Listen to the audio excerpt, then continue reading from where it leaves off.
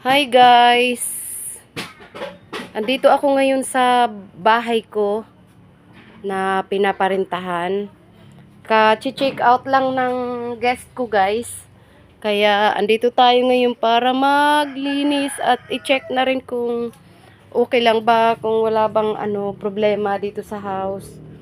Yan, i-check natin yan. Daming dapat linisan guys. Tingnan nyo. Oh, yung paligid ang lalabong na, kailangan na nating i-trim lahat yan. Ayan, oh, ganyan.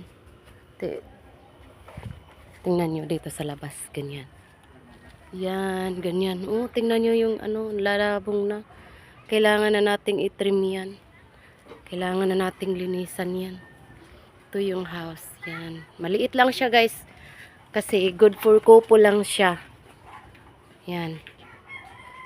So, pasok tayo guys sa loob. Ito. Studio type lang siya guys. Isang buong room na mayroon na lahat. Ayan. Ayan. Pagkatapos naming maglinis guys, i-update ko kayo kung anong magiging resulta pagkatapos. Ayan guys. Ganito dito sa loob. Ayan, ganyan. Kompleto na tong house na to guys. May na siya. May TV seat. Ayan, ganyan. May telephone. May electric fan. Then, yan. Dining table. Ref. Mini kitchen. Kompleto na ng gamit yan sa pagluluto. Then, yan. Diyan yung ilalagay kung anong mga gusto nyong ilagay. Groceries or anything na you can put there. The wardrobe, and it's also have an aircon, and then that's inside inside the CR mayroon tayong di ko na ipapakita kasi hindi pa siya nalinis. Mayroon tayong hot shower doon, hot and cold shower, as in ganun, kung anong gusto nyo makita sa CR, maliban na lang sa bathtub, wala tayong bathtub. Hot and shower lang siya. Ganun, hot and cold shower. Yan. Yan yung dito sa masyadong magulo pa guys kasi nga naglilinis pa tayo. Yan, ganyan. Ito yung makikita nyo sa loob. I-update ko kayo pag ready na lahat. Mag-video tayo. Mayroon pala din itong foldable sofa bed. If you need to have an extra bed, kasi may kasama kayo or may anak kayo, pwede din ilalatag nyo lang yan, set up natin, then ready na siya for your guest or for your babies if you have a babies. That's all about the house cleaning today.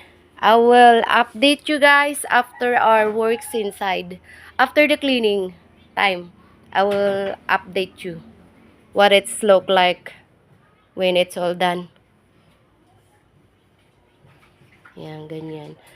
Yung nga pala natin, yung wifi, yung internet connection natin is PLDT guys. Yan. Okay naman siya, wala naman kami, so far wala naman kaming problema sa internet connection namin. It's all working good. So guys, if you know someone or if you wanted to visit here in Siargao, just visit on my page, Blue Seas Home. You can see there all the information about this house, about this studio type of house for rent. So send me a message there so that I will connect with you and let's talk about what you wanted. When you are planning to come here in Siargao, just send me a message guys on my page. Don't forget the name, Blue Seas Home. That's the name of my page. Thank you and have a good day everybody. Bye. Bye-bye!